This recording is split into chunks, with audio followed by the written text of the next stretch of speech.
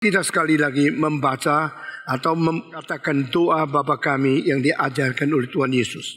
Bapa kami yang di surga, dikuduskanlah namamu, datanglah kerajaanmu, jadilah kehendakmu di bumi seperti di surga. Berikanlah pada hari ini makanan kami yang secukupnya, dan ampunilah kami akan kesalahan kami, seperti kami juga mengampuni orang yang bersalah kepada kami. Dan janganlah membawa kami ke dalam pencobaan, tetapi lepaskanlah kami daripada yang jahat. Karena Engkaulah yang mempunyai kerajaan dan kuasa dan kemuliaan sampai selama-lamanya. Amin. Saudara-saudara, kita telah berminggu-minggu merenungkan pikiran apa yang terjadi, apa yang terdapat di dalam doa Bapa kami yang diajarkan oleh Tuhan. Ini satu doa yang berbeda sekali dengan semua doa-doa yang diucapkan oleh manusia kepada Tuhan di dalam agama-agama yang lain. Semua doa yang diajarkan oleh Tuhan berbeda dengan doa yang berasal dari inisiatif manusia. Doa manusia berdasarkan kebutuhan manusia. Doa manusia berpusat kepada dirinya manusia. Doa manusia adalah inisiatif dari manusia dan selalu melalui ambisi dan sesuatu keliaran manusia yang ingin mendapatkan sesuatu yang sekunder. Dalam doa Bapa kami kita diajarkan mengutamakan Tuhan dan kembalikan kemuliaan kepada Tuhan dan minta Tuhan jadikan kehendaknya di dunia ini. Tetapi di dalam doa yang kita ucapkan berdasarkan pusat kita kepada diri kita sendiri, selalu menyatakan ketamakan, egois dan memperalat Tuhan di dalam doa kita masing-masing. Bukankah Tuhan itu tujuan dan oknum yang harus kita bersembah sujud?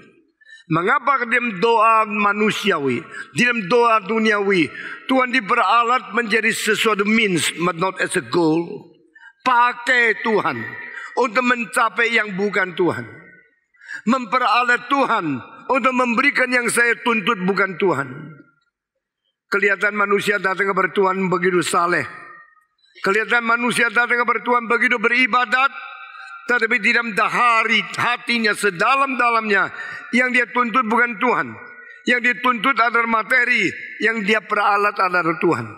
Itulah doa orang kafir. Silakan kerjakan ini. Saya minta ini berikan kepadaku karena Engkau Maha Kuasa. Maha Kuasa itu hanya menjadi sesuatu penyebab dia berani datang kepada Tuhan. Tetapi kemahakuasaan Tuhan hanya dipakai untuk mencapai apa yang diinginkan secara tamak daripada manusia saja. Yesus berkata, jadilah kehendakmu di dunia seperti di surga. Karena kehendak Tuhan di surga tidak dirintangi. Kehendak Tuhan di surga tidak ada yang melawan, tidak ada yang menghambat. Karena di surga semua yang menetaati Tuhan adalah betul-betul hidup untuk memuliakan Tuhan. Tetapi kehendak Tuhan selalu ditantang, dirintangi, dihambat oleh manusia yang berada di dunia ini. Karena Tuhan rela memberikan kebebasan kepada manusia. Namun kebebasan itu bukan dipakai untuk melawan Tuhan. Meskipun kebebasan melawan Tuhan itu diberikan oleh Tuhan. Kekuatan untuk melawan Tuhan pun dikaruniakan oleh Tuhan. Kesempatan untuk melawan Tuhan juga diatur oleh Tuhan. Sehingga kelihatan manusia boleh melawan, boleh menantang, boleh memberontak kepada Tuhan. Tetapi jangan lupa pemberontakan kita berdasarkan kebebasan kita yang diberikan oleh Tuhan pada suatu hari harus kembali dihakimi oleh Tuhan sendiri. Itu sebab orang yang takut kepada Tuhan tidak bermain-main. Orang yang takut kepada Tuhan akan berkata kepada Tuhan, jadilah kehendakmu di atas diriku seperti kehendakmu terjadi di dalam surga. Bolehkah kita mengikuti barisan yang taat kepada Tuhan, bukan mengikuti barisan yang memberontak kepada Tuhan? Bolehkah kita dipimpin Roh Kudus berikan sesuatu contoh kepada orang lain, dan sendiri kita menteladani Kristus yang taat kepada Allah. Jikalau Tuhan telah menyatakan Kristus sebagai sumber ketaatan yang melawan iblis, yang menjadi sumber pemberontakan, semua orang yang ditebus oleh Yesus Kristus, biar kita belajar sebagaimana Kristus berkata, kehendakmu yang jadi, bukan kehendakku. Demikian kita berdoa, minta Tuhan melakukan apa yang Dia inginkan menurut kehendaknya di dalam seluruh sejarah, khususnya dalam diri kita masing-masing. Setelah selesai kalimat-kalimat mengenai Tuhan, namamu dikuduskan, kerajaanmu datang, dan kehendakmu jadi. Setelah itu, maka 4 hal tentang manusia dinyatakan selanjutnya. Memang di Alkitab angka 3 angka Tuhan, angka 4 angka manusia. Maka dalam doa Bapa kami juga demikian. Namamu dikuduskan, kerajaanmu datang, dan kehendakmu terjadilah. Ini 3 hal. Demikian diakhiri dengan, karena engkau yang mempunyai kerajaan, kuasa, dan kemuliaan. Sekali lagi 3 kembali kepada Allah. Dan di antara 3 di depan dan kita di belakang, ada 4 hal yang menjadi kebutuhan, kesulitan dari manusia yang diutarakan oleh Tuhan di dalam doa. Kenapa kita berdoa? Karena kita perlu. Kenapa kita berdoa? Karena kita terbatas. Kenapa kita berdoa? Karena kita percaya Tuhan itu ada. Kenapa kita berdoa? Karena kita mengetahui Dia menguasai segala sesuatu dan Dia menyelesaikan segala kesulitan manusia. Hal yang pertama mengenai manusia di dalam kebutuhan, yaitu berilah kami makanan secukupnya pada hari ini.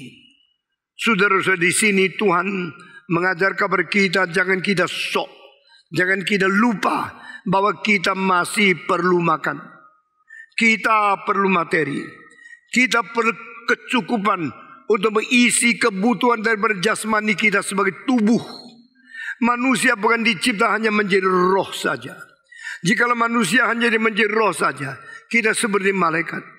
Manusia bukan dicipta sebagai makhluk hidup yang bertubuh saja. Kalau demikian kita seperti binatang. We are neither angel and nor animals.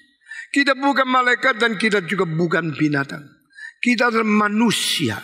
Manusia yang dicipta dari debu, dan manusia dicipta menurut peta teladan Allah. Manusia dicipta dari materi, tapi manusia dicipta untuk menuntut segala berkat rohani. Manusia dicipta dari dunia yang di bawah. Manusia dicipta untuk merindukan dunia di atas. Semua binatang 4 kaki melata, atau mereka hidupnya kakinya semua nempel kepada bumi. Hanya manusia 2 kaki berdiri di atas bumi ini, tetapi 2 tangan tidak kena tanah dan mukanya bisa menghadap ke atas. Inilah perbedaan manusia dan binatang-binatang yang lain. Semua binatang hidup untuk dunia, cari makan di dunia, seks nikmat di dunia, dan akhirnya mati di dunia. Manusia dicipta di dunia, tapi kita bisa menengadah ke langit. Kita bisa melihat ke atas. Kita bisa menuntut dunia rohani yang jauh lebih tinggi dari dunia materi di bawah kita ini. Namun pada waktu kita dicipta di 2 wilayah ini, lingkaran ke bawah mengkaitkan kita materi, makanan, dan segala kebutuhan yang fana. Lingkaran ke atas mengkaitkan kita dengan Tuhan, dengan abadi, dengan kekalan, dengan kemuliaan yang tidak layu untuk selama-lamanya. Saudara-saudara, kita dicipta di antara 2 lingkaran ini. Yang ke bawah kita perlu makanan, yang ke atas kita perlu firman Tuhan. Itu sebab kitab suci dari perjanjian lama sampai perjanjian baru mengatakan manusia hidup bukan bersandarkan roti saja, tetapi bersandarkan setiap kalimat yang keluar dari mulut Tuhan Allah. Every word spoken out from the mouth of God. Di dalam Firdaus, di dalam Taman Eden, ada makanan yang diperlukan, tapi ada firman yang mengatur. Saudara-saudara, segala fasilitas itu hanya mengisi kebutuhan secara jasmani. Pengaturan perlu bijaksana dari atas. Segala sesuatu dengan prinsip ini. Saya punya baju yang banyak, saya punya pakaian, saya punya makanan, saya punya mobil, saya punya rumah. Tapi ini semua tidak penting. Yang penting adalah kebenaran untuk mengatur semua ini. Bagaimana saya memakai uangku, bagaimana saya mengatur hartaku. Ini bijaksana mengatur harta di atas materi. Harta yang kita miliki di bawah hikmat yang diberikan oleh Tuhan. Banyak manusia hidup di dunia ini tidak mengerti urutan ini. Jadi mereka hanya bersandar kepada uang, harta, benda, materi saja. Tapi di atas itu tidak firman dan bijaksana untuk mengatur semua. Saudara-saudara, orang yang mempunyai pengalaman hidup mengetahui apa yang saya katakan. To manage is much more important than to possess the material things. Bagaimana mengatur, bagaimana mempunyai bijaksana lebih tinggi daripada apa yang kita miliki di materi. Itu adalah satu prinsip hidup yang penting sekali. Jika engkau dapatkan segala sesuatu materi terus, tapi tidak tahu apa artinya, tidak tahu bagaimana manage, bagaimana mengatur semua, bukankah engkau seorang yang akan ditindas mati oleh materimu? Jangan menjadi budak uang, jangan menjadi hamba dari materi, tapi jadilah manusia yang bisa mengatur, mengatasi, menguasai, memperalat materi untuk tujuan yang lebih tinggi. Manusia hidup bukan bersandarkan roti saja, tapi bersandarkan firman yang keluar dari mulut Tuhan. When you are depending the word of God, can control the material need, that you are wise, you are spiritual, you are the children of God. Jika engkau bisa memperalat firman, memakai firman Tuhan untuk mengatur materi yang sementara hanya mengisi kebutuhan jasmanimu di dunia ini saja. Engkau adalah orang berbijaksana. Engkau adalah orang yang mentaat kepada Tuhan. Engkau adalah orang yang mengetahui bagaimana tidak diperbudak oleh uang dan materi. Orang yang bisa menguasai uang, mengatur segala harta dia, inilah orang bijaksana. Orang yang hanya diatur oleh uang, ditindas dan diperalat dari uang, menjadi budak dari hartamu. Engkau orang yang bodoh. Saudara-saudara, di dalam ayat selanjutnya ini, Tuhan Yesus mengatakan kebutuhan 4 hal di dalam dunia ini. Pertama, yaitu materi. Kedua, relasi antara manusia dengan manusia. Ketiga, hubungan manusia dengan setan. Dan keempat, bagaimana kita bermoral untuk diperkenan oleh Tuhan. 4 hal ini menyangkut hidup manusia yang tidak bisa kita terlepas. Kita perlu uang, kita perlu materi, kita perlu makanan, kita tidak sok, kita tidak menganggap diri rohani ini semua tidak perlu. Kita masih memerlukan uang. Manusia perlu makanan, orang Kristen perlu uang, gereja perlu segala sesuatu yang bersifat materi. Kita berbakti kepada Tuhan, tapi kita perlu gereja. Gereja perlu beli, perlu bangun, perlu pakai uang. Kita memerlukan bagian materi untuk memakai materi sebagai alat di dalam memberitakan firman Tuhan. Saudara-saudara, kita menginjili hal yang rohani, tapi menginjili perlu bikin panggung, perlu sound system, perlu tiket kapal terbang, itu perlu uang. Jadi memerlukan uang dan benda satu fakta yang tidak bisa disangkal. Tapi hanya itu tidak penting. Firman Tuhan yang bisa mengatasi materi, yang bisa menguasai dan bisa mengatur dan mengalahkan segala ikatan dari materi, itu lebih penting lagi. Berilah kami hari ini makanan yang secukupnya. Inilah arti kita mengaku kita perlu. Kita perlu materi, kita perlu uang. Dan uang ini peranan di mana? Materi, makanan, peranan di mana? Ini adalah kebutuhan kita yang menjadikan kita mengejar dan habis-habis sebagai tujuan kita hidup? No. Materi bukan tujuan kita. Materi bukan sesuatu ilah yang kita mau tidak mau harus bersandar kepada dia.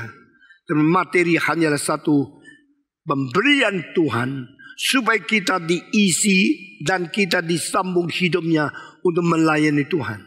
Saudara-saudara sekalian, materi hanya diperalat untuk menjadi bahan mengisi kebutuhan kita sementara.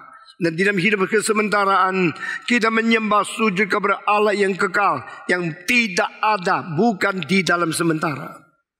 Dan demikian, yang berat yang mana, yang ringan yang mana, yang penting yang mana, yang tidak penting yang mana, yang utama yang mana, yang bukan utama yang mana. Semua menjadi beres. First thing first. Yang utama diutamakan, yang tidak utama jangan diutamakan. Yang mutlak dimudlakan, yang tidak mutlak jangan dimudlakan. Never absolutize the non-absolute thing. Never grade down the absolute thing. Becomes relative and secondary. Kita tidak boleh menjatuhkan yang utama ke dalam secondary. Tidak bisa mengutamakan yang tidak penting menjadi paling penting. Saudara-saudara sekalian, mengetahui mana dulu mana belakang, menguasai mana penting, mana tidak penting. Ini orang-orang bijaksana.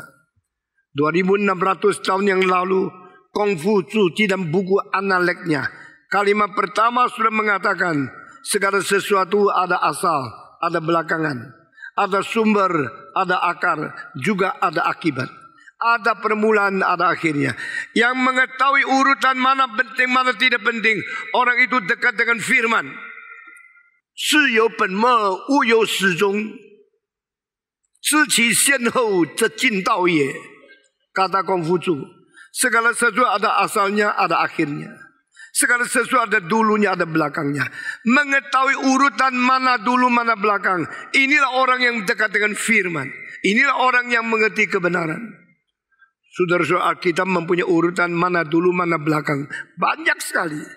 Salah satu, kita cinta karena Tuhan terlebih dahulu mencintai kita. Jadi karena Dia cinta kita, baru kita cinta Dia. Dia dulu baru kita ikut. Dia asal baru kita akibat. Ini semua mengandung firman kebenaran daripada Tuhan yang kadang-kadang dimengerti oleh orang-orang yang menerima common grace. Orang-orang filsuf yang sangat pintar. Mereka kadang kita bisa tebak, bisa menemukan sesuatu mirip dengan Alkitab. Tapi bedanya mereka hanya bersandar kepada common grace yang tidak ada kuasa penebusan, sehingga kadang-kadang salah dan tidak disadari. Saudara-saudara, berilah kami makanan yang kami perlukan pada hari ini. Ini kalimat muncul setelah kita berdoa mengenai jadilah kehendak-Mu di bumi seperti di surga. Karena yang utama sudah lewat. Lalu yang kita perlu juga. Jangan kira kita sudah rohani, kita tidak perlu makan. Jangan kira kita sudah beriman, kita tidak perlu kelakuan. Jangan kira kita sudah mendapatkan berkat Tuhan, lalu kita tidak usah jalankan tugas kewajiban di dunia ini. Setelah selesai kalimat, jadilah kehendak-Mu di dunia seperti surga. Yesus langsung menyambung dengan, berilah kami makanan yang kami perlu pada hari ini. Saudara-saudara sekalian, mengapa hari ini, bukan besok, bukan lusa, bukan kemarin?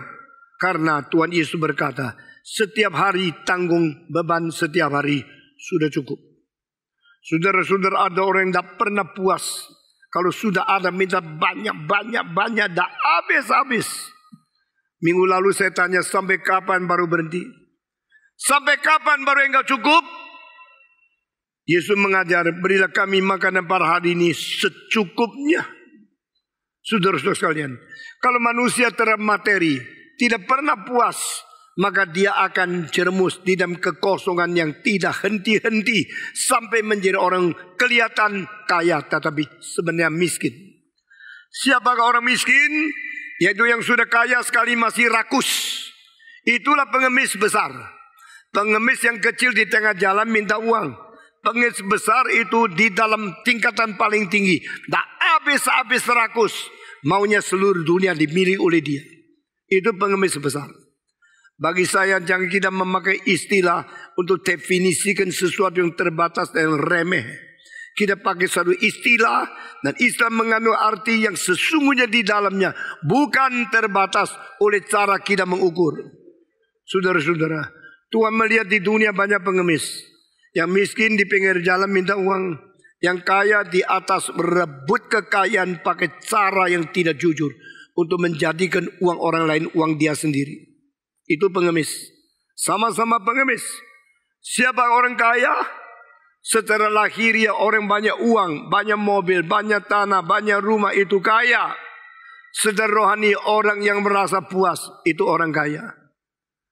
Bukan saja dia rasa puas, dia masih bisa membagikan uangnya untuk menolong orang yang lebih miskin.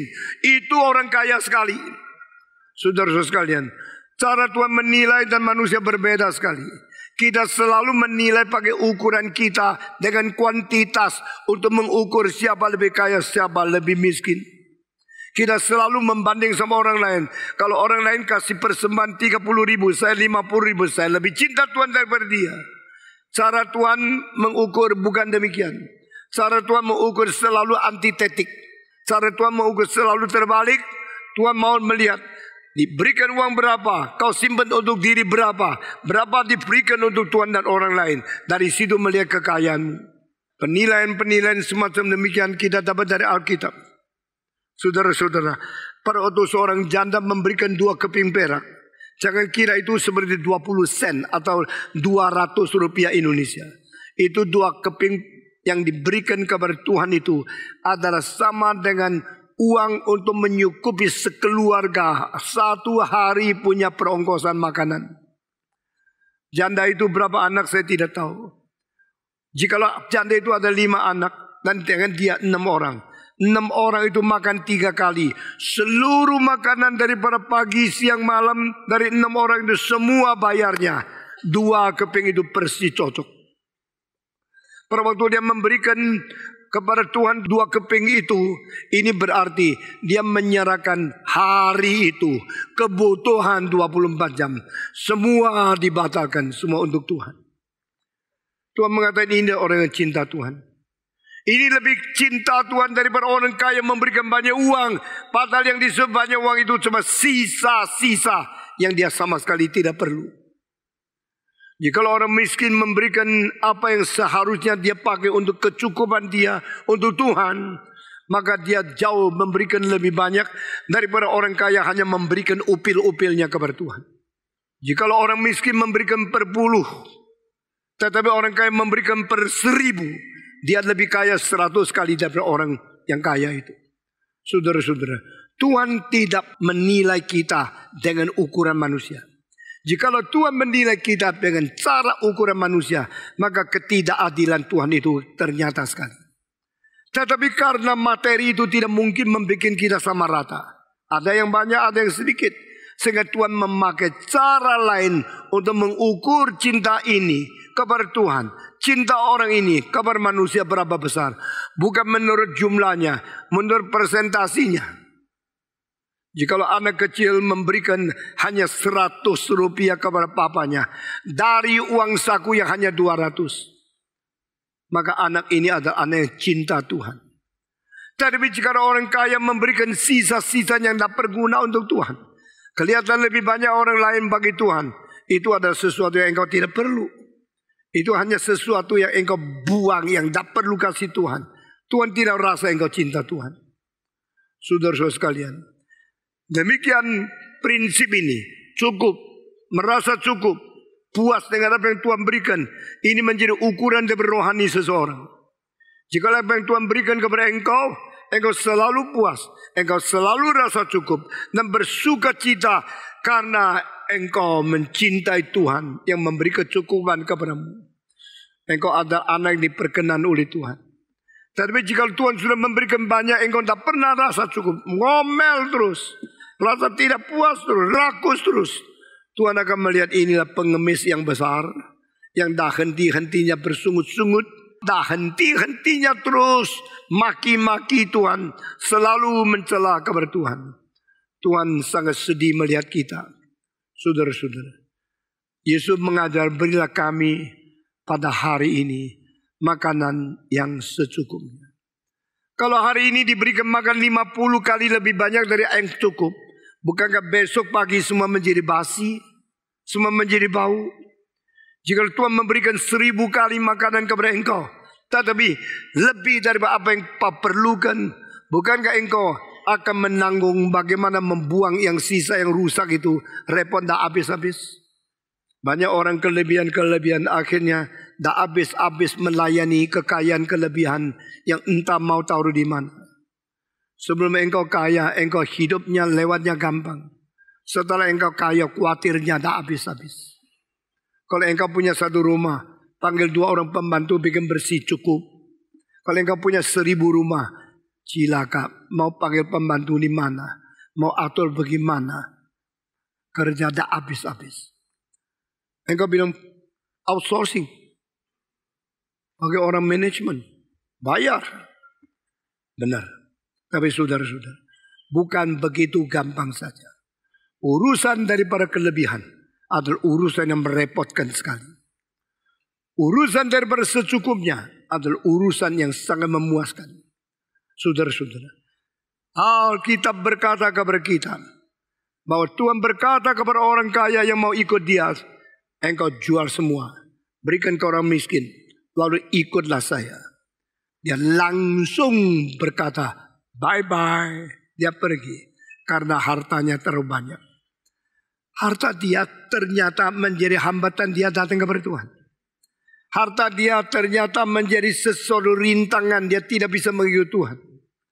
Orang yang mengikut Tuhan sampai di surga bersyukur, aku pernah meninggalkan segala sesuatu demi mengikut engkau. Dan segala sesuatu yang saya tinggalkan sebenarnya fana dan sudah hancur. Tetapi mengikut engkau dan selama-lamanya bahagia. Jikalau hari ini kita bisa bertemu Petrus di surga, dia akan lihat ke belakang, dia lihat ke bawah. Laut Galilea masih di situ. Air masih sangat indah. Pandangan bagus sekali. Dan kapal yang pernah dia miliki sudah hancur 2000 tahun yang lalu. Lalu dia menoleh ke belakang, berpuluh-puluh ratus ribu orang menjadi orang Kristen karena penyerahan Petrus kepada Tuhan. Dia akan mengatakan, apa yang saya buang hancur, apa yang saya terima selama-lamanya. Ini orang berbijaksana. Saudara-saudara sekalian, kita selalu tidak bisa melepaskan apa yang kita peroleh di dalam materi. Nah, akhirnya kita membuang segala hal rohani yang penting secara tidak sadar. Itulah sebab Yesus berkata, berilah kami makanan secukupnya. Ada seorang kaya menghitung uang berapa ya. Oh, ini tanah begini banyak, ini uang begini banyak, barang begini banyak, emas begini banyak. Dia hitung. Dia seorang diri. Di dalam meja seorang diri dia hitung. Akhirnya banyak sekali. Lalu dia mengatakan, kalau ini untuk anak saya, cucu saya, bisa tahan berapa generasi. Ya. Orang miskin tidak tahu besok makanan di mana. Orang kaya mau tanya cucunya makan apa. Lalu dia hitung. Sudah semua uang yang banyak dihitung sampai generasi ke-15 habis. Karena anaknya kalau 2, cucunya 6. Lalu buyutnya apanya. Sampai 5 generasi berapa ribu orang. Lalu makanan pakai 15 generasi. 1 generasi 30 tahun. Setelah 450 tahun uangnya habis. Akhirnya dia nangis. Orang tanya nangis apa? Ternyata uangku sampai generasi ke-15 habis. Maka anak cucu aku generasi ke-16 semua jadi pengemis. Saudara lihat gendeng enggak? Dia sendiri cukup masih pikirin anaknya, cucunya, cicitnya, buyutnya terus sampai 15 generasi. Tuhan tidak mengajar ini. Tuhan mengajar hari ini dengan secukupnya. Saudara-saudara sudah terbukti sesuatu pelajaran, sesuatu penelitian, negara yang kaya, manusia bahagianya, skornya tidak banyak. Banyak negara yang tidak terlalu kaya, rakyatnya merasa bahagia lebih tinggi. Indonesia skor bahagia lebih tinggi dari Jerman. Kenapa? Karena orang Indonesia nerimo. terima. Ada apa? Ya terima, sudah. Puas saja. Kalau kurang bagus, ya sudahlah. Tetapi ada orang yang perfeksionis sedikit. Ini tidak bisa, itu tidak bisa. Ini tidak bisa, itu tidak bisa. Sedikit saja kelemahan. Dia sudah tidak bisa terima. Akhirnya susahnya luar biasa. Skor daripada bahagia. Indonesia sangat tinggi. Karena orang Indonesia, khususnya orang Jawa, nerimo. Kalau ada kesulitan, ya sudahlah. Terima always. Itu kan nasib. Ya saya tidak setuju kalau segala sesuatu ditafsirkan dengan nasib. Tapi sedikitnya dia itu bisa terima. Saudara-saudara, kenapa kita tidak bisa terima apa yang diatur oleh Tuhan? Karena kita mempunyai ambisi di luar anugerah Tuhan. Kenapa kita tidak bisa puas dengan apa yang Tuhan berikan kepada kita? Karena kita mempunyai sesuatu aspirasi, ambisi yang liar. Yang mau melebihi daripada anugerah Tuhan. Kalau manusia tidak ada ambisi, pasti tidak bisa maju. Tetapi manusia maju-maju terus tidak tahu berhentinya. Ada gas, tidak ada rem. Ada gas, tidak ada kopling. Tidak ada kopling dan tidak ada rem. Tidak ada gigi yang merubah akan kecepatan. Itu akhirnya masuk jurang. Saudara-saudara sekalian, kita perlu sesuatu keterbatasan. Keterbatasan yang tahu bagaimana puas. Kalau Tuhan beri banyak, tidak apa-apa. Kalau Tuhan dia beri, jangan paksa. Jangan paksa Tuhan. Jangan mati-matian minta Tuhan memberikan kekayaan yang liar. Lalu khususnya jangan pakai cara yang tidak beres. Cara penipuan untuk mendapatkan uang lebih banyak. Kalau engkau mendapatkan uang lebih banyak melalui menipu, melalui tidak jujur. Semua uang yang kelebihan itu bukan membahagiakan kamu, membahayakan kamu. Semua yang lebih daripada secukupnya tetap lengket pada kamu, itu menjadi siksaan dirimu. Semua kelebihan yang banyak sekali, engkau tak bisa mengatur dengan baik, itu menjadi tanda dosamu. Semua uang dan harta yang kau pelihara, yang kau terima melalui ketidakjujuran, itu menjadi kutukan untuk anak cucumu. Kita semua ingin bahagia lebih banyak, tapi bahagia di belakangnya ada prinsip untuk menikmati bahagia. Prinsip bagaimana mempunyai rahasia, mengetahui bagaimana menikmati bahagia lebih penting daripada yang dianggap bahagia itu. Jikalau kita mengetahui bahagia, tapi tidak mengetahui bagaimana menikmati, kita orang bodoh. Seperti kasih satu sepeda motor kepada monyet. Wah, dia kelihatan bagus sekali. Ada tangki, ada mesin, ada stang, semua krum. Tapi dia tidak tahu bagaimana pakai. Lalu dia bunyikan, dia naik, dia sementara masuk jurang. Saudara-saudara, he's a monkey, he's not a man. Dia adalah monyet yang tahu mempunyai sesuatu tapi tidak tahu bagaimana menikmati. Ada bahagia, baik. Ada nyonya, baik. Ada cinta kasih, baik. Ada segala berkat, baik. Tetapi bagaimana menikmati bahagia? Bagaimana menikmati kekayaan? Bagaimana mengetahui caranya mengatur kekayaan menjadi berkat besar? Itu lebih penting dari hanya sekedar mempunyai kekayaan. Saudara-saudara, kalau saya serahkan 50 miliar kepada engkau, apakah malam ini engkau bisa tidur? Tadinya ngoro saben hari. Setelah ada 50 miliar mulai pusing. Karo kepala yang tidak gatel. Gimana ini ya? Kalau dicuri bagaimana? Kalau menyusut bagaimana? Mulai capek, mulai susah. Karena apa? Mempunyai tapi tidak mempunyai yang lebih penting dari mempunyai. Mempunyai satu hal. Mempunyai pengertian bagaimana mengatur, mempunyai itu bijaksana lebih tinggi. Nah, itulah yang dituntut oleh Alkitab. Mari kita mengetahui apa artinya materi dan apa rohani. Kalau saya di bawah lingkaran yang membawa saya kait dengan dunia materi ini hanya menjadi sebagian hidup saja, maka lingkaran lain yang mengkaitkan saya kepada dunia rohani harus diutamakan. Kalau engkau tidak mengutamakan hubungan engkau dengan Tuhan, hanya terus mengutamakan kamu dengan uang, dan dengan cara tidak pakai moral, tidak pakai prinsip kesucian, asal dapat uang, engkau berani menghidupkan dirimu dengan segala macam dosa, engkau berani melawan segala peraturan. Akhirnya kerusakan moralmu mendatangkan kekayaan, itu hanya menjadi jerat yang membawa engkau masuk jurang saja. Berilah kami hari ini makanan secukupnya. Mari kita mencari kerajaan Tuhan lebih dulu. Mari kita menuntut kebenaran Tuhan lebih dahulu. Sesuai itu yang lain pasti ditambahkan kepada engkau. Seek ye first the kingdom and the righteousness of God. Cari terlebih dahulu kerajaan Allah dan kebenaran Allah. Yang lain yang kau butuhkan akan ditambah kepadamu. Bukan diberikan kepadamu, ditambah kepadamu. More than what you ask, more than what you pray, more than what you need. Saudara-saudara, saya umur 17 menjadi hamba Tuhan. Saya menyerahkan diri dengan air mata yang membasahi seluruh pakaian. Saya tahu hari depan mungkin saya harus hidup sederhana, harus hidup miskin, harus hidup bersandar kepada Tuhan.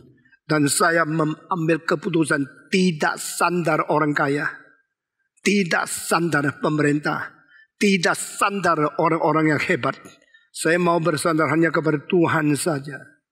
Selama 57,5 tahun sudah lewat, saya jarang pergi cari rumahnya orang kaya. Jarang pergi untuk minta kenalan sama orang kaya. Kalau ia mau kenal saya terserah. Suruh saya khusus pergi cari rumahmu mengenal engkau. Saya tidak perlu. Karena saya tidak butuh. Saya tidak minta. Saya tidak perlu uang. Akhirnya pada waktu saya harus perlu uang, saya minta sama Tuhan, berilah kami secukupnya. Secukupnya itu tidak bisa ditentukan angkanya. Tapi Tuhan mengetahui apa yang kau butuhkan. Saudara, waktu kita membangun gereja ini, kita membutuhkan uang banyak. Tapi tetap sama prinsip, tidak minta pemerintah, tidak minta orang kaya, tidak pinjam bank. Lalu bagaimana? Menurut prinsip Alkitab, berilah kami pada hari ini yang secukupnya. Akhirnya gereja besar gini cukup enggak? Uang diberi kecukupan secukupnya, cukup enggak? Cukup. Kenapa? Hari inaugurasi semua tahu tidak utang bank 1 rupiah. Kita bersandar kepada Tuhan menurut prinsipnya. Dan Tuhan yang sudah mengatakan kalimat-kalimat pengajaran kita seperti ini adalah Tuhan yang tidak pernah menipu, tidak pernah bersiasat kepada kami. Dia adalah Tuhan yang setiawan, yang jujur. You jalankan perintahku, ikuti prinsipku, aku akan melunaskan apa yang ku janji kepadamu. Saudara-saudara sekalian, semua yang diatur oleh Tuhan itu kita tidak ngerti. Cuma ngerti God is the living God. God is a true God. And God is the only God. He is the one who create everything and do everything according to His own will. Saya bersyukur kepada Tuhan selama 57,5 tahun menjadi hamba Tuhan. Saya membuktikan firman Tuhan. Saya menyaksikan Allah setia, Allah jujur, Allah tidak bohong. Allah memberikan kecukupan kepada orang yang sungguh-sungguh taat dan sungguh-sungguh menjalankan kehendaknya. Kita bersyukur kepada Tuhan. Allah tidak meninggalkan kita. Kalau kita betul-betul mengetahui menjalankan taat kepada pimpinannya, Dia adalah Tuhan yang supply kepada kita. Saudara-saudara, berilah kepada kami hari ini makanan secukupnya. Dalam Alkitab, pada waktu orang Israel keluar daripada tanah Mesir, mereka bicara sama Musa, bukankah kami di Mesir duduk sebelah sesuatu dapur yang besar, makan daging seenaknya, makan secukupnya sampai kekenyangan. Mengapa engkau bawa kami datang ke padang belantara yang tidak ada makanan, tidak ada minuman? Apa engkau mau mengkuburkan seluruh Bani Israel di dalam padang belantara? Engkau pemimpin yang begitu kejam. Engkau membiarkan kami ada makanan keluar, lalu di sini tidak ada makanan untuk mati. Engkau pemimpin macam apakah? Musa sulit menjawab. Karena Tuhan yang suruh dia keluarkan tanah Mesir. Suruh dia keluarkan orang Israel jangan lagi menjadi budak di tanah Mesir. Tapi dia yang dicela tidak karu-karuan seperti ini. Musa hanya bisa nangis di hadapan Tuhan. Saudara-saudara, apa bedanya hidup di Mesir dengan kenyang sama hidup hampir mati lapar di padang belantara? Di Mesir engkau menjadi budak. Di Mesir engkau diperkosa, engkau diperalat, engkau ditindas. Di sini engkau bebas menjadi anak Tuhan, boleh menyembah kepada Tuhan. Engkau boleh menyembah Tuhan, tapi tidak ada makanan. Di situ masih menjadi budak. Saya menjadi orang makan kenyang, gemuk, dan begitu penuh bahagia secara jasmania. Saudara-saudara, di sini kita melihat dua macam orang Kristen. Semacam orang Kristen yang bermarah-marah kepada Tuhan, bersungut-sungut kepada Tuhan. Kenapa pilih saya menjadi orang Kristen hidup susah? Lebih baik seperti orang kafir yang tidak takut kepada Tuhan, berani menipu tetapi kaya. Saudara, kau kira kaya lebih penting daripada hidup jujur? Kau kira kaya lebih penting daripada menjadi orang yang didisiplin oleh Tuhan. Tuhan mengatakan Musa, bicara sama Bani Israel, mulai besok saya turunkan mana, dan mereka akan makan sampai kenyang. Saban hari tidak ada kekurangan. Meskipun mereka tidak bisa makan daging dan enak-enak seperti Mesir, tapi aku adalah Allah yang menghidupkan mereka.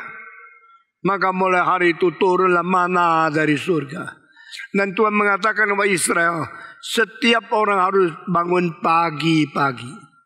Karena setelah matahari terbit, mana itu akan hancur, akan hilang. Tidak ada lagi makanan lagi. Orang yang malas tidur, tidak mau bangun, tidak usah makan. Saudara-saudara, jam berapa bangun? Saya bilang puji Tuhan, jamnya diganti jam 9.30, saya boleh tidur lebih banyak. Lalu Sabtu boleh lihat nonton TV sampai jam 2. Cilakalah engkau. Tuhan berkata bangun pagi-pagi. Semua bilang 1, 2, 3. Jangan bohong ya. Bangun pagi-pagi. Sampai di tengah jalan. Mengantar ke surga. Tunggu mana turun. Ambil. Untuk makanan hari itu. Berilah kami hari ini makanan yang secukupnya. Tuhan tidak memberikan kurang. Kalau dunia waktu itu Mesir, orang Israel keluar dari Mesir ada 2 juta. Tuhan memberikan mana cukup untuk 2 juta orang. Dan diperintahkan ambil banyak, tidak lebih. Ambil kurang, tidak lapar. Artinya apa? Ada orang itu rakus. Dia secukupnya 2 piring, dia ambil 3 piring. Seperti makan buffet ya. Kalau saudara kalian buffet, ambil sebanyak-banyaknya. Engkau tidak ukur perutmu berapa besar. Cuma ukur ambisimu berapa banyak. Ambil 1 piring, 2 piring, 3 piring. Akhirnya semua digeletakkan, penuh sesak, tidak bisa makan lagi. Piringmu masih banyak makanan yang ambil tapi tidak dimakan. Karena apa? Hanya karena rakus. Bukan secukupnya, sebisanya. Sebanyaknya, semurahnya, sengototnya diambil, tapi tidak dimakan. Tuhan bilang ambil mana? Ambillah secukupnya. Tuhan bilang ambil mana? Saban dari pagi-pagi bangun, jangan tidur lambat, jangan malas.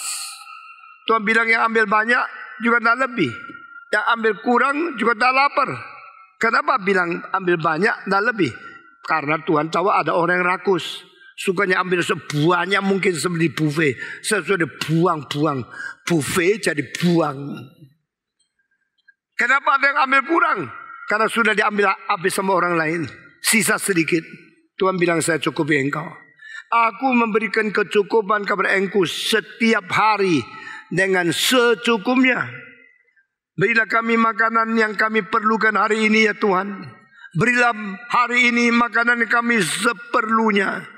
Yang kami perlukan. Allah tidak akan menghutang manusia. Allah tidak akan menyiksa manusia. Allah tidak akan membuang manusia sehingga tidak cukup. Allah berkata, I will never forsake you. I will never abandon you. I will give you satisfaction. engkau rindu kepada firman-Ku, rindu kepada kebenaran-Ku. Yang rindu firman dan kebenaran Tuhan memberikan secukupnya kepada dia. Suatu hari Tuhan berkata kepada Nabi Elias, pergilah dari gunung ini, masuk ke dalam kota itu, carilah seorang janda di kota Sarafat, dan masuk ke rumahnya, nembeng dia, makan dari dia. Sekarang pergi. Hamba Tuhan harus turut kan? Tuhan perintahkan dia pergi dari gunung yang tadinya setiap hari ada burung gagak yang mengambil roti kepada dia. Herannya, burung gagak ambil roti bukan makan sendiri. Kalau burung gagak bisa ambil roti, ambil dari mana? Pasti ambil dari restoran. Jadi restoran bikin roti, mendadak gagak diambil satu. Tapi gagak tidak makan sendiri. Dia bawa terus ke gunung. Lepas. Lalu roti itu tempatnya Elias. Elias makan itu. Saben hari Tuhan kasih makanan itu. Elias di dalam gunung mau makan apa? Dia tidak ada makanan. Tuhan memberikan kecukupan kepada dia. Sampai waktu itu sudah sampai Tuhan bilang pergi.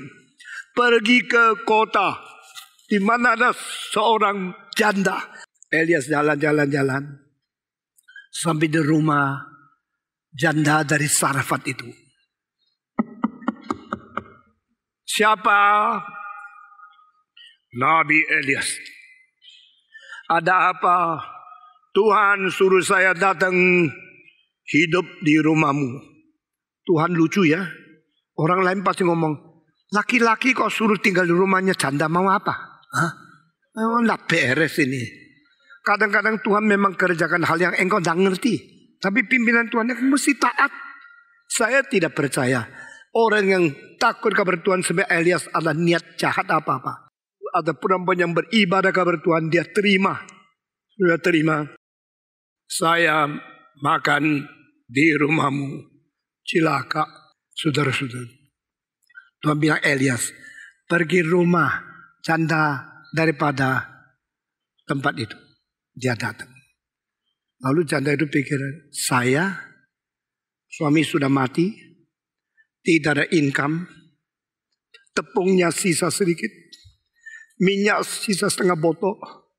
Kalau ini minyak sama tepung bikin satu kue, saya makan sama anak saya hari ini, sudahlah, besok mungkin mati. Jadi pada waktu Tuhan mengatakan, Elias, engkau pergi makan di rumahnya dia.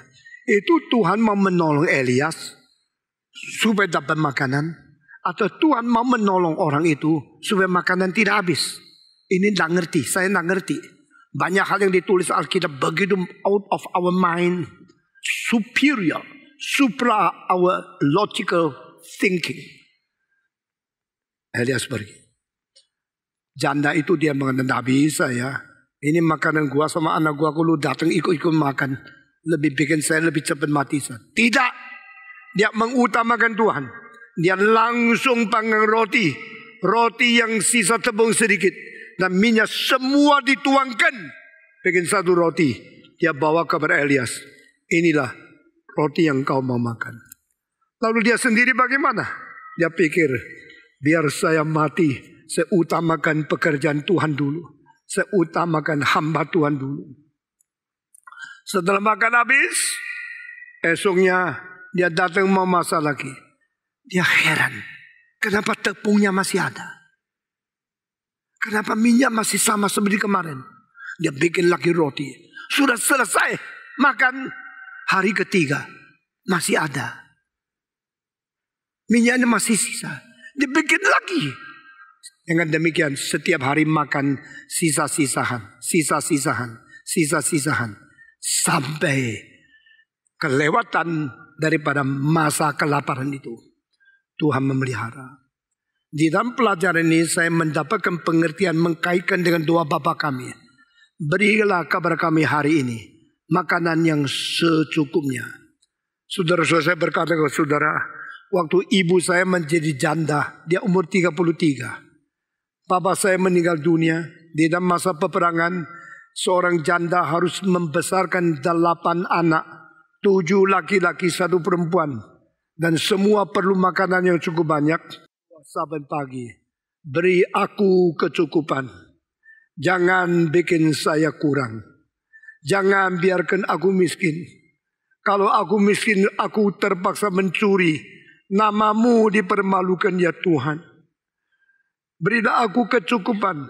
Tak usah terlalu banyak. Jangan terlebih-lebih sehingga aku sudah menjadi kaya. Aku makan lalu mencuci mulut mengatakan aku tidak kenal Tuhan. Karena saya sendiri kaya, tak perlu Tuhan. Mama saya umur 33 berdoa, jangan biarkan saya terlalu miskin. Sehingga saya harus curi dan mempermalukan namamu. Jangan membiarkan saya terlalu kaya. Sehingga aku sudah makan melupakan namamu. Tuhan berilah aku secukupnya. Ini seorang janda. Karena mama saya sendiri, saya mengerti lebih dari orang lain. Saya mengetahui karena saya dari kecil dengar doa dia sungguh-sungguh di hadapan Tuhan. Dan dia hidup sampai umur 68. Berarti dia mengalami janda hidup 35 tahun. Tidak pernah kaya dan tidak pernah kurang. Tidak pernah miskin. Pada waktu anak-anaknya sudah besar, dia cuma satu prinsip, tidak boleh tidak sekolah. Harus sekolah, paling sedikit SMA. Kalau mungkin ambil mahasiswa, ambil R1 dan sesudahnya. Saudara-saudara, adik saya S3, saya lulus sekolah teologi, dan tidak keluar negeri terus menginjili. Akhirnya saya diberikan gelar honorarium doktor 3 kali. Saudara-saudara, saya cuma tahu saya harus melayani Tuhan. Dan Tuhan memberikan secukupnya. Saya tidak rakus. Saya tidak tamak. Saya tidak mau sendiri dengan cara-cara yang tidak jujur meraihkan segala materi. Saya cuma tahu Tuhan, Engkau kasih saya kepuasan. Tuhan selalu kasih kepuasan. Tuhan tidak pernah membiarkan saya miskin. Seumur hidup saya dipelihara oleh Tuhan sampai hari ini. Saudara-saudara, Tuhan itu hidup dan Tuhan itu sejati. Tuhan itu jujur dan Tuhan setiawan. Kalimat Yesus Kristus, berilah kami hari ini makanan yang secukupnya. Adalah sesuatu doa kepada Tuhan yang kita lihat di dalam perjanjian lama. Mengenai mana dikaruniakan. Mengenai orang janda yang tidak kekurangan. Tidak tahu saya. Elias hidup di rumahnya berapa lama. Tapi saya berani pastikan setiap hari minyak yang sudah habis kembali ada lagi. Tepung yang sudah habis tetap ada lagi. Hanya cukup untuk 1 hari. Kenapa Tuhan tidak kasih 100 kilo? Tuhan tidak kasih 10 botol minyak sehingga boleh tidak usah khawatir saben hari enak tidur. Kadang-kadang Tuhan tidak memberikan terlalu lebih kepada kita. Karena dia mau kita belajar sandar dia. Saben hari berdoa kepada dia. Jangan bersandarkan kekayaan. Jangan bersandarkan kelebihan. Saudara-saudara, di tengah-tengah kita ada orang kaya sekali. Ada orang yang agak miskin. Tapi saya percaya di tengah-tengah banyak orang yang pas-pasan. Yang hidupnya kurang. Jika engkau mempunyai iman yang cukup bersandar kepada Tuhan, Tuhan pasti tidak melupakan engkau. Saudara-saudara. Karena jika engkau mendapatkan seluruh dunia, tapi kehilangan nyawa, apa artinya? Jika engkau mempunyai hanya kecukupan, tapi penuh dengan sukacita, apa ruginya? Saudara-saudara sekalian, orang di hadapan Tuhan, yang dianggap kaya, adalah orang yang puas dengan apa yang Tuhan berikan, masih mensisakan sesuatu untuk orang miskin. Itu orang kaya. Orang miskin adalah orang yang sudah banyak, tapi tidak pernah puas, masih rakus, masih menipu. Itu pengemis. Mari kita mempunyai cara menilai yang berbeda. Mempunyai bijaksana dari surga. Sehingga kita mengetahui apa hubungan kita dengan materi. Karena ini adalah 4 hal mengenai hidup manusia di dunia. Aspek pertama, me and the material world. Me and food. Me and the need of my physical body. Ini pertama. Sesudah pertama sudah diselesaikan, Tuhan Yesus memberikan prinsip kedua. Hidup manusia di dunia mempunyai kesulitan apa? Human relationship. Saudara-saudara, orang barat terus memikirkan IQ paling penting. Sekarang ternyata terakhir 20 tahun baru sadar yang lebih penting bukan IQ, tapi EQ. IQ, intellectual quotient. EQ, emotional quotient. Orang yang sukses bukan orang yang pintar otaknya. Orang yang sukses selalu orang yang hubungan antar manusia itu baik adanya. Saudara-saudara, sebagai pemimpin di sini, saya memperhatikan pendeta-pendeta di bawah saya. Apakah mereka mempunyai hubungan baik antara diri mereka dengan pendeta yang lain, dengan majelis yang lain, dengan anggota yang lain. Ini salah satu hal yang paling sulit kita hidup sebagai manusia.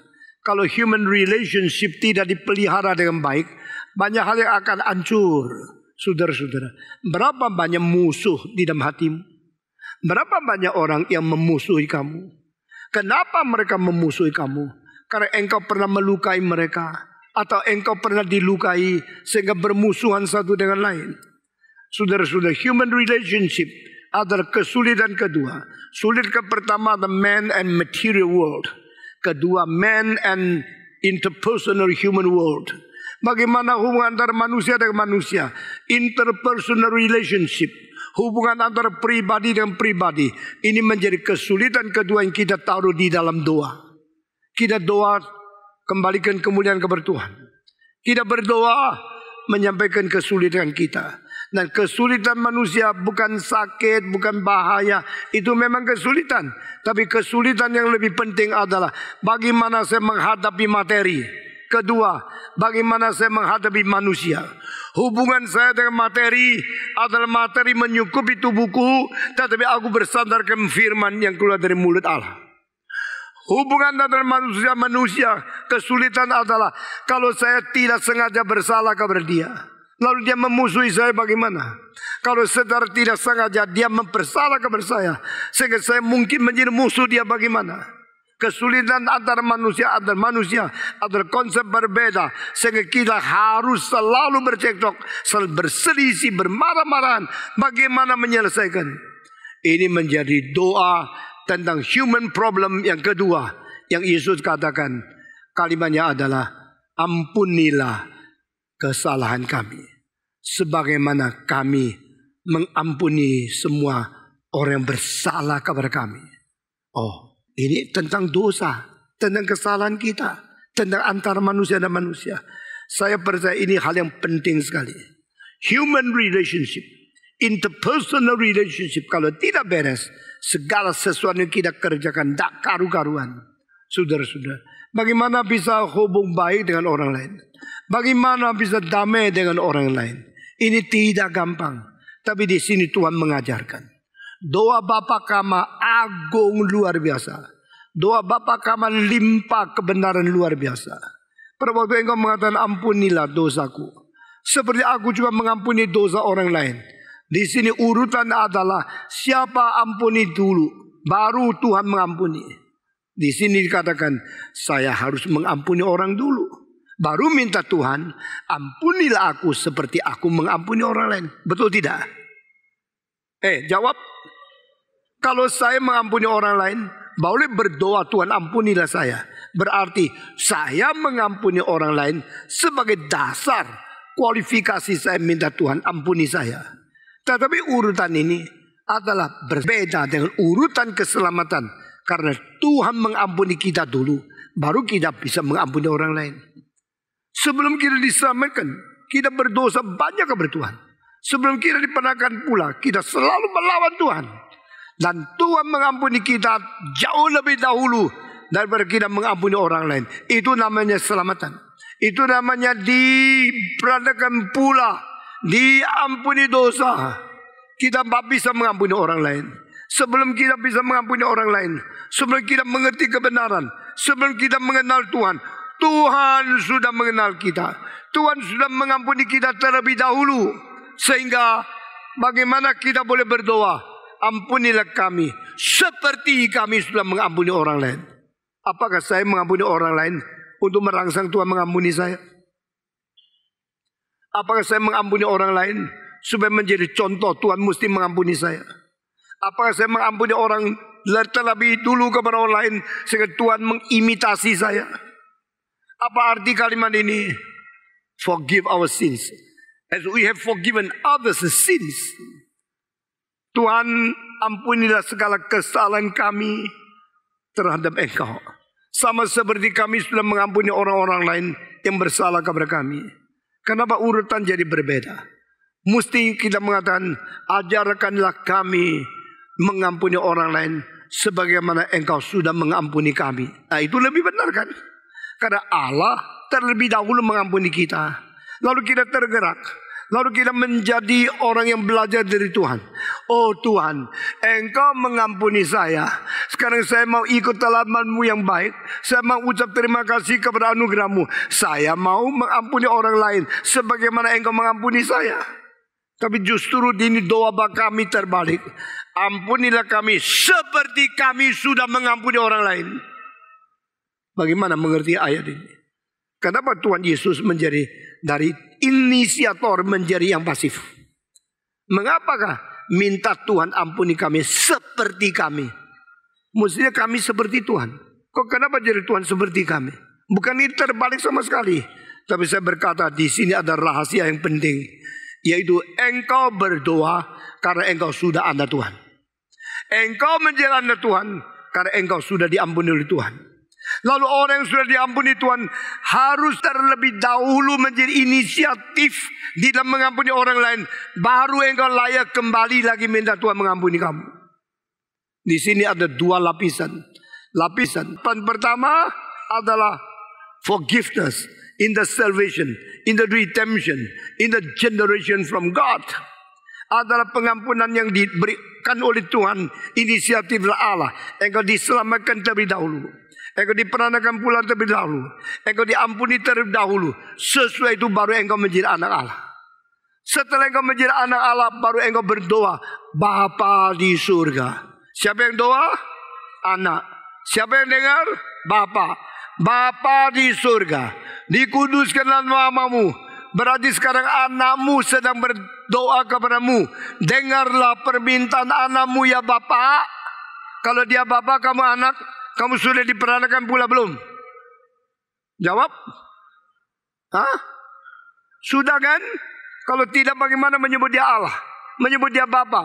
Our Father in heaven. You are Father. I'm your son. I have already been given a new life from you. I have already been regenerated by your spirit. Saya sudah diperanakan. Saya sudah dijadikan anak. Engkau Bapakku. Sekarang anak berani datang kepada Bapa. Sudah diampuni? Kalau belum diampuni, mana berani menjadi anak Tuhan? Kalau belum diampuni, mana berani memanggil dia sebagai Bapa? Our Father in heaven, I've forgiven, I've saved, I've redeemed, I have been regenerated by your spirit. Saya sudah diberikan hidup, sudah diampuni, sudah menjadi anak. Dan Tuhan saya mau tanya, kamu sudah jadi anakku? Sudah? Apa yang kau lakukan? Aku sudah mengampuni engkau. Bagaimana engkau menteladani hidupku? Engkau mengampuni orang lain tak? Tuhan ampuni saya. Boleh. Saya ampuni orang lain. Tidak. Kurang ajar ya. Mau minta ampun dari Tuhan, tapi tidak mengampuni orang lain. Yesus berkata ada satu orang diampuni utangnya. Umpama pakai uang sekarang 100 juta. Engkau utang 100 juta? Ya Pak, saya tak bisa bayar Pak. Saya kasihan, saya sudah utang, saya ngaku, tapi sekarang saya miskin. Sudah, tak usah nangis. Saya hapus hutangmu. 100 juta tak usah bayar. Nah, puji Tuhan. Saya tak usah bayar, bebas. Lalu dia keluar dari tuannya. Baru di tengah jalan ketemu seorang yang utang sama dia sama 10.000. Lalu dia pegang dia. Hei, lu utang 10.000, kapan mau bayar? Dia lupa utangnya 100 juta baru diampuni. Dia langsung tangkap orang lain, mau pukul dia. Orang lapor, kamu sudah mengampuni dia 100 juta. Sekarang dia cari orang yang kurang 10.000, dipukul setengah mati. Panggil dia pulang, masukkan dia ke penjara. Kurang ajar. Saya begitu baik sama kamu, engkau tidak baik sama orang. Dari situ kita mengetahui doa ini artinya adalah engkau sudah jadi anak, engkau harus menjalankan, engkau harus meneladani apa yang pernah dilakukan Tuhan kepada engkau. Maka doanya terbalik Bukan memang Tuhan perlu belajar dari kita, tapi Tuhan baru mau mengampuni kita lagi setelah engkau sudah diselamatkan. Saudara-saudara, orang Kristen bertobat berapa kali? Ada pendeta bilang orang Kristen hanya bertobat 1 kali. Itu pertama kali dia menerima Yesus. Sudah itu cukup selama-lamanya? Tidak. Saya bilang tidak. Bertobat minta pengampunan dan keselamatan dari Tuhan seumur hidup hanya 1 kali. Tapi bertobat untuk minta Tuhan memberikan kesucian dan hidup terus bersandar bertuhan saben hari. You repent only once when you accept Jesus Christ. But you repent every day in order to justify your life and sanctify your living before God. Oh Tuhan, ampunilah dosa saya. 1 kali minta pengampunan untuk selama-lamanya. Itu ada status. Itu ada posisi. Your position.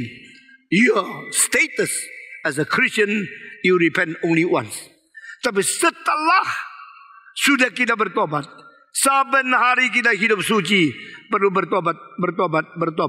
Kalau bertobat pertama kali, pertobatan yang begitu penting dan adalah yang paling dasar, maka pertobatan selanjutnya ada pertobatan kecil-kecil yang saban hari perlu. Itulah sebab kenapa orang Kristen sudah menjadi gereja, sudah bertobat. Tuhan mengatakan 4 kali bertobatlah kamu, bertobatlah kamu, bertobatlah kami, bertobat kamu. Di mana? Di dalam 4 gereja yang dicantumkan di dalam Wahyu pasal 2 dan 3. Dari gereja Efesus sampai gereja Laodikus. Di ini ada 7 gereja. Efesus bertobatlah, Sardik bertobatlah, dan Laodikia bertobatlah. 4 kali Tuhan tuntut pertobatan. Kepada siapa? Kepada mereka yang sudah Kristen, sudah gereja, sudah bertobat. Jadi pertobatan untuk menerima keselamatan itu hanya 1 kali. Pertobatan untuk memelihara diam kesucian saben hari. Saudara-saudara, engkau mengetahui pada saat engkau dengar khotbah saya, tidak sadar matamu ketip. Ada orang 1 menit ketip 2 kali. Ada orang 1 detik ketip 2 kali, matanya rusak. Saudara-saudara, ada orang ngomong lagi, ketip lagi. 12 detik ketip lagi. Ada orang, mengapa mata mesti ketip? Dia tahu tidak? Karena matamu sering ada kotor kecil-kecil yang datang. Lalu melalui ketip itu minyak lubrikasi yang terbaik, lebih baik dari minyak lubrikasi oli yang di dalam mobilmu. Itu tipis sekali, bersih sekali, dan membersihkan luar biasa. Pada waktu kulit mata 1 kali, itu membersihkan lensa 1 kali. Saudara, kalau bikin lensa bersih, kosok-kosok, makin rusak. Saudara, Tuhan punya cara tidak begini, seketip mata, dia akan tutup buka. Lalu di pinggirnya itu ada tempat yang mengeluarkan cairan yang jernih sekali, yang licin sekali, tipis sekali, bersih sekali, transparan sekali untuk membersihkan. Itu berapa kali? Setiap hari, setiap minggu, setiap bulan, setiap tahun, tak habis-habis membersihkan. Di sini saya kasih tahu, kalau engkau mata rusak pergi dokter, cuci mata 1 kali. Cuci 1 kali mahal. Dan sesuai itu ketip-ketip tak usah bayar. Cuci 1 kali dokter. Ketip-ketip tak usah dokter sendiri. Mata sendiri. Demikian waktu kita diselamatkan, kita minta Tuhan, ampunilah kami. Sebelum engkau minta pengampunan, Tuhan sudah ampuni. Saya mau tanya, Paulus berdoa minta diselamatkan dulu, baru diselamatkan? Atau Tuhan selamatkan sebelum dia berdoa? Jawab. Tuhan menyelamatkan Paulus karena dia doa terus, maka Tuhan dengar kabulkan doa dia. Atau sebelum dia pernah doa minta diselamatkan, Tuhan sudah selamatkan dia? Yang belakang atau yang depan? Hah? Nggak ngerti. Dengar sekali lagi ya. Paulus minta Tuhan selamatkan saya. Tuhan bilang oke lah. Atau sebelum dia minta doa, Tuhan sudah selamatkan dia. Yang mana? Sebelum dia minta doa kan? Jadi pertobatan pertama kali, pengampunan dosa pertama kali, bukan hasil doamu. Bukan karena Tuhan dipaksa oleh permintaanmu. Karena inisiatif Tuhan membersihkan. Tetapi kalau engkau sudah diampuni dosa oleh Tuhan, sudah mengalami keselamatan, engkau harus menjadi inisiator mengampuni orang lain. Kalau engkau tidak mengampuni orang lain, tidak berhak datang lagi kepada Tuhan. Kalau engkau tidak mengampuni orang lain, tidak boleh lagi berdoa, ampunilah kami. Karena kalimat engkau tidak bisa ngomong, seperti kami sudah mengampuni orang lain. Kalau engkau tidak pernah mengampuni orang lain, tidak boleh berdoa. Tidak boleh minta Tuhan mengampuni dosamu lagi. Kalau demikian, satu kali diselamatkan, setelah diselamatkan berdosa lagi. Berdosa lagi, berdosa lagi, berdosa lagi. Dan tidak ada pengampunan lagi. Engkau pasti binasa. Tetapi kita tidak bisa luput. Kita tidak bisa suci selama-lamanya. Kita sering bisa bersalah kepada orang lain. Dan orang lain juga sering bersalah kepada kita. Engkau berdoa, ampunilah kami sebagaimana kami mengampuni orang lain. Engkau bilang ini betul-betul ajaran Alkitabkah? Betul. Karena di dalam 1 Yohanes pasal ke-5 dikatakan, barang siapa yang tidak mengasihani orang lain, Tuhan juga tidak mengasihani dia. Demikian prinsip yang sama, barang siapa tidak mengampuni dosa orang lain, jangan kira Tuhan mau mengampuni dosa dia. Saudara-saudara, dosa yang diakui adalah dosa yang diampuni. Dosa yang tidak diakui adalah dosa yang tidak diampuni. Semua 1, 2, 3. Dosa yang diakui adalah dosa yang diampuni. Dosa yang tidak diakui adalah dosa yang tidak diampuni. Ini adalah menyangkut dengan keselamatan. Ini adalah hal tentang keselamatan. How can I be saved? Because I confess my sin. Why I confess my sin? Because Holy Spirit move me. Dia inisiator. Ini yang menjadi aktif. Dia mendorong saya bertobat. Saya mengaku dosa. Lalu dosa saya diampuni. Tetapi sesudah itu, you harus menjadi inisiator. Setelah Tuhan mengampuni engkau, engkau harus belajar dan harus mempunyai hati lapang untuk toleransi dan mengampuni orang lain. Kalau engkau sudah diselamatkan lalu tidak peduli orang lain, menuntut terus kepada orang lain, Tuhan berkata, I will not give you any forgiveness anymore. No forgiveness anymore for you. Jadi setelah kita diselamatkan, kita harus mempunyai hidup baru dan belajar Tuhan Yesus. Sebagaimana engkau sudah mengampuni saya mau mengampuni orang lain. Lalu engkau selalu mengampuni orang lain. Baru berhak kembali lagi berkata kepada Tuhan, ampunilah salahku seperti kami sudah mengampuni dosa orang lain. Kiranya Tuhan memberikan kekuatan kepada kita menjadi orang yang melaksanakan, meneladani dan mengikuti segala contoh yang diberikan Tuhan kepada kita. Mari kita berdoa. Bapa di dalam surga, kami berterima kasih. Hari ini kami boleh memikirkan dua kesulitan selama kami hidup di masa materi, masa hidup. Kami bagaimana harus menangani materi dan segala sesuatu yang dibawa kami. Tuhan beri bijaksana kepada kami untuk mengatur dan untuk membawa kembali, bereskan segala relasi kami dengan materi. Dan beri kekuatan kepada kami untuk membereskan relasi antara kami dengan sesama kami. Selain kami mengatur materi, kami perlu mengetahui bagaimana mengatur relasi diri kami dengan orang yang lain. Jadi kami telah membawa kami, melahirkan kami, memperbolehkan kami hidup di zaman ini dengan orang-orang yang sejaman kami hidup bersama-sama. Kami bersyukur ya Tuhan. Kiranya Engkau memberikan kami relasi yang baik terhadap sesama kami. Sehingga kami boleh hidup sama mengampuni, sama mengerti, sama-sama merendahkan diri, menerima pengampunan dari Tuhan. Tuhan, ampunilah dosa kami, seperti kami mengampuni dosa orang lain. Ampunilah kesalahan yang kami perbuat di hadapan-Mu, seperti kami sudah mengampuni orang yang bersalah kepada kami. Sehingga kami boleh menjadi manusia yang berrelasi yang baik, memuliakan nama Tuhan. dengar doa kami yang kami panjatkan. Dalam nama Yesus Kristus, penebus dan juru selamat kami yang hidup. Amin.